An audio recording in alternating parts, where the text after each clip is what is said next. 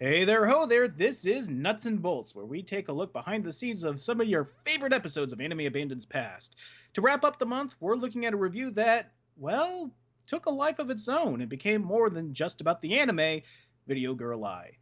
And right from the start, I think Video Girl Eye is special to me mostly because when I first watched it for the show, I was utterly shocked by how good it was, and that does not happen on when I'm writing for the show. It just doesn't. Like every time I've liked an anime, I always liked it previously before the writing happens, and every time I watched a new anime just to review it, it's always been terrible or at the very Unless least it's mediocre. Dominion Tank Police. Unless it's Dominion Tank Police, but I was always led to believe that was great. And I watched it and it was. So there's no surprise there. But there was no such building up to Video Girl Eye. I just sat down to watch it to review it. And it passed by me and I was like, "Wow, this is actually really surprisingly good. Why hasn't this been rescued yet?" It deserves rescuing. Right now, it's stuck in the confines of Viz Media's vault, where it probably will never be released. And that's Mhm. Give it it's, enough time, Discotech will pick it up. Discotech picks up pretty much everything on the show that hasn't been already. Still waiting on our check. The footage that you're looking at right now comes from a documentary called Otaku, which was released back in '94, I want to say, and it I watched it a few years back, and I was just utterly flabbergasted Yeah, by. because here's how that happened. I saw it on Netflix and said, "Oh, I wonder what this is all about. This could be interesting." And it just was this parade of sad that I couldn't stop live tweeting, and I never live tweet anything. So after I got to the end of this train wreck of a documentary, which the documentary itself is very well put together, it's just this, Like, it like paints a very very sad portrait of oh, the oh fans. God, yeah. Right from the start. And then when I was done, I said, Bennett, just so that we can treat ourselves as informed, watch this documentary. Oh god, at times I feel the documentary was a bit unfair, but at the other times it felt like, yeah, I do know these people in real life. By the by, Otaku no Video, go watch it. It's just been rescued, so you owe it to yourself, especially if you're an older anime fan. But going back to that documentary, it was a revelation for me personally because up till now, I never had a real good grasp on how Japanese people treat the fandom because it's a huge fallacy that everyone in Japan is an anime fan. I mean, that's like saying everyone in America loves superhero films. It's I was like, going to say comic books, but yeah, same difference. same difference. But it is actually not too much of a stretch to say that Japanese people love manga because they really freaking do. I mean, it's the number one most consumed media over there. Anime is a different story, but manga, not so much. And okay, so the anime here, like at this point, where I leaps out of the TV, was the point where it just startled me on how good this anime looked, and it's a perfect example of the best kind of anime at the time. And it had all the hallmarks: the washed out color palette, the obvious grain of the film, as you can see from the HD footage that it pulled. But it all leads to charm to it. I mean, look at the background. Look at the yellow tint of the leaves and the sky. You just don't see that at Yeah, all. we've talked about it that the grain, that really the texture of animation is gone forever, and it's sad, and it's kind of yet another reason to watch Anime Abandoned because we keep digging in the bargain bin, and every once in a while stuff like this comes up. It's like, oh, just look at how crappy it looks, and that's what makes it good. Sometimes it's all about the crap, but sometimes it's also about the artistic choices that anime has made. Because coloring a background a single color saves a lot of time when you're making backgrounds, but it also can mean that you can transform the look of an anime, and it loved golds and yellows, as you can plainly see right here. Additionally, like the most difficult part about making this review was that I had to find footage of video girls, and they don't really exist today, or at least not in a way they used to. The Because internet killed video girls. yeah, they pretty much did, and they kind of exist today. Like if it's sort of the same as Asmer videos, although not. even though they stated it's not for any kind of sexual purpose, if you listen to an Asmer video, it's kind of hard to say it isn't. But you can find some semblances of video girls on the internet. A lot of YouTube personalities kind of make it their thing, where they roleplay that they're your girlfriend, and they just have minor chats about your day. And I look at that, and I feel, you know, it's sad that there is a market for this, but at least there is, like there is that, like, if there is a need, fill the need. All right, so And we're 5 minutes in. We've mm-hmm. got about 14 minutes left. So to veer off of the beaten path, let's just address the elephant in the room, because honestly, what Bennett just said leads to what's really what a lot of people took away from this review. And it was a long process to go through. At the time, during writing, I wrote out this speech that was not nearly as warm and inviting as it wound up being, because I took a very more at the time of the writing, I took a very more I don't want to say pessimistic, but it was a very hardened view towards that kind of culture, the culture of body pillows, the culture of The culture of loneliness aids. yeah. I felt at the time, I felt that it was kind of a leechful practice to prey upon the loneliness of others and saying, like, like, sell them stuff. And right now I don't it's never been for me, so I can never state that, my opinion can never be one of someone who would do that.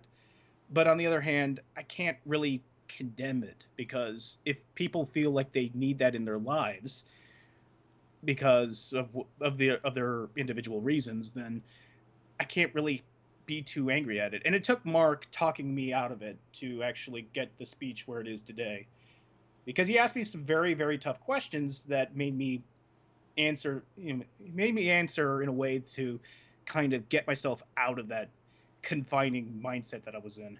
Like, to frame this properly, the ending of the episode was written. It was done. It was in the can. Like, we were in the script tweaking session that we always go through on a per episode basis, and when we got to the end, it was just, all right, pump the brakes. Where did this come from? And Bennett's Bennett's opinion is, like, at the time, is the opinion of a lot of people. It's like, well, I don't use a loneliness aid. Like, I don't need video girls or fleshlights or fucking dildos or whatever. Like, I can deal with being by myself until I can have another human being in my life to call my companion, etc., etc. Um, and it's because a lot of people go without these things that they can kind of trick themselves into thinking it's like, well, I'm above this person that strolls through a con with a Nami body pillow. And I think that was a huge folly on my part. I didn't realize that my speech could be construed as me being trying to put myself above people who do that. And it was very difficult to try to, express my feelings like that without sounding like, oh, you're a pervert, or you're just sad. And Yeah. you're not. And this conversation went on for an hour and a half. Like, we went back and forth, in which I had to ask Bennett questions like, what is your problem with loneliness aids? Like, I know that you don't use them. I know that they're not for you, and that you, for whatever your reasons are, but like no one's putting a gun to anyone's head. No one's forcing them to type in the name of whatever it is that they might be looking for on Amazon or into Google, trying to find that thing that's going to get them through the night, whether it be emotionally or sexually or both. And it's the problem I had with them at the time is, like I said, it felt predatory. It's felt exploitative. Yeah, exploitative to me. I didn't have so much a problem with the people buying them as so much as I had a problem with them being sold in the first place, because I felt like that was, like I said, exploitative. But as the conversation grew on, I came to realize that if the need is there, if there is a person who, for, because of their reasons, would like a picture of their favorite character printed on a body pillow so that they could hug it during the night, then I can't really be too angry at that. I just And And what came from it was the speech that everyone finally, like ultimately latched onto, which was like even I was impressed. It was like not only with how it was written, but how it was performed because it comes from a very personal, almost Markiplier place. to name drop someone, but I think I tapped into well, the universal feeling of loneliness. I mean, if I look the way I do and looking the way I do doesn't mean that I live a life full of, opportunities. I suppose is the right word. Like people have a predisposed judgment towards people who are overweight or I will just say that put it simply overweight.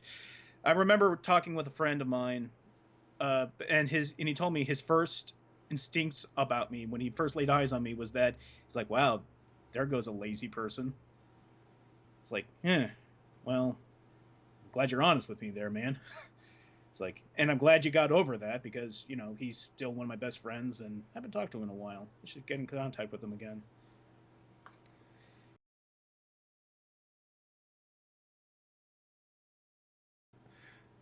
So, I mean, all of this came from a place of just trying to like it was me trying to make sure that we didn't portray a message of like we look down not only on anime but on you. Um, because that was really important to me. That like at the end of the day, like anime band is supposed to be about having a good time, and if you walk away with a life lesson every once in a while, that's us batting 1,000 when we can do something other than dick and fart jokes. Oh, but taking it to the anime directly, this was the moment. Like the glass staircase scene at the end of the last episode was completely where I knew like this is a great anime. Up until then, it was sort of like it's a little melodramatic, but I'm enjoying my sit. I'm enjoying my sit. It's like this is pretty good. And then that happened. It's like I'm not moving from my seat until this is done. And it was portrayed so well. It was directed and animated and scored so perfectly. There has never been a time in anime where everything clicked together so perfectly. It's like I cannot imagine how this could have been done better. I just can't. And of course, the shards of glass go right towards his heart. Of course, it does. Yeah. So now that we've had our serious turn, going back to other thought processes that went into this, like after I saw bits of it and having had Bennett explain the entire concept to me, like again, it's the reference that you're not seeing is usually the one that comes from me. So immediately I'm just screaming weird science all over the place. Just like it's just weird science. It's melodramatic weird science. She's Lisa.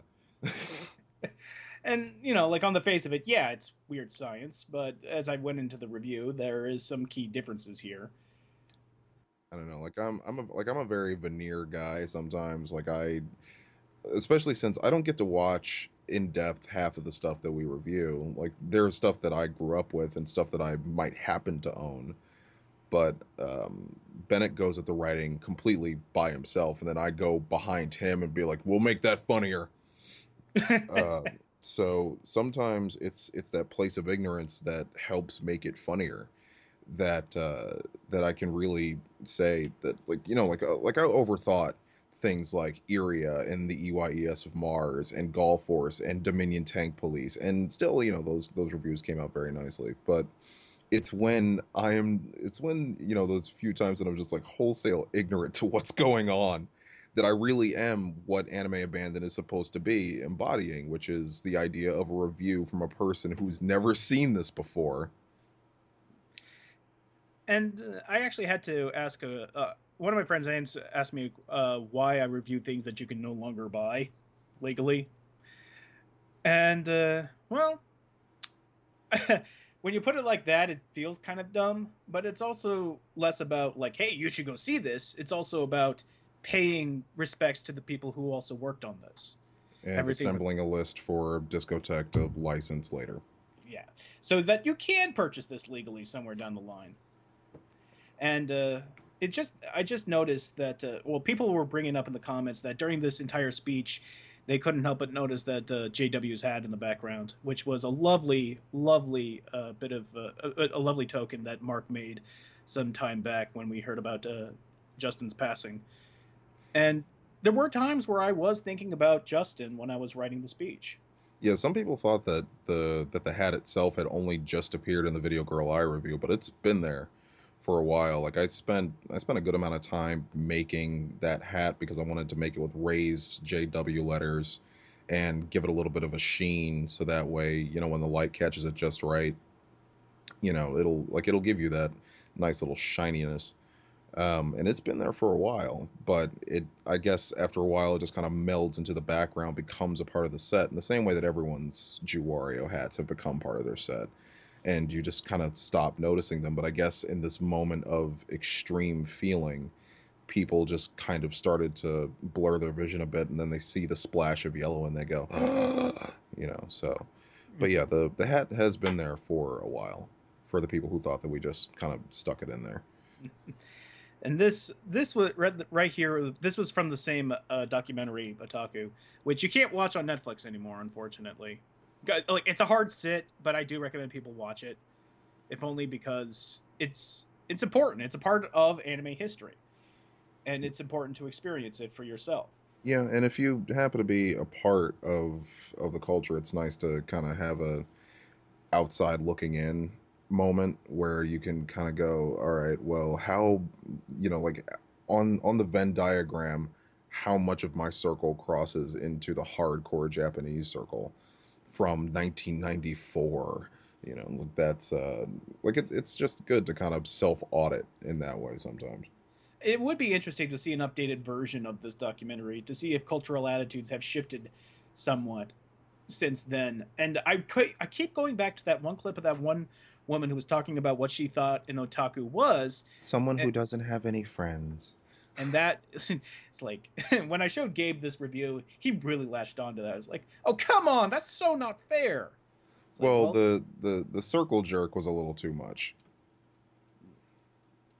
a little bit, Like but I think just for transparency, there is a masturbation party in this documentary. There's a club of dudes who gets together to watch hentai, and they all gather around a small wood-clad CRT TV. well, that's not to say that they actually masturbate. They could just be liking it and then, banking that for later.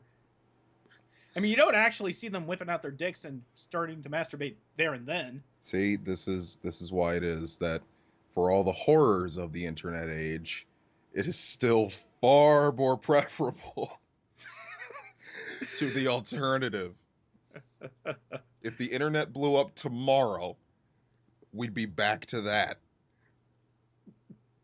Uh, but before this review is out, I do want to make special mention of George Sacalis's work with the music that you're hearing right now. He always seems to deliver whenever I need him to, and even on sometimes the shortest of notices. And I think this speech was made because of the song that he composed, or rather arranged. So Yeah, George does some killer work when you absolutely need him to, like for the 100th episode and for this, and who knows what's next. But But I would like to thank you all once again for joining me for this month of nuts and bolts. Regular operation resumes next month. Mark, you want to say anything before we sign out? yes, be on the lookout for one more Super Tool Shed before the month comes out. Early to patrons and a week later for everyone else. Not that Super Tool Shed is overly topical, but still, it's nice to get everything early. And make sure that the patrons who once again thank you for your continued support, give them a little something extra special every once in a while. Hopefully more often than has been lately. But well, again, thank you for joining us, and until next time. Take care.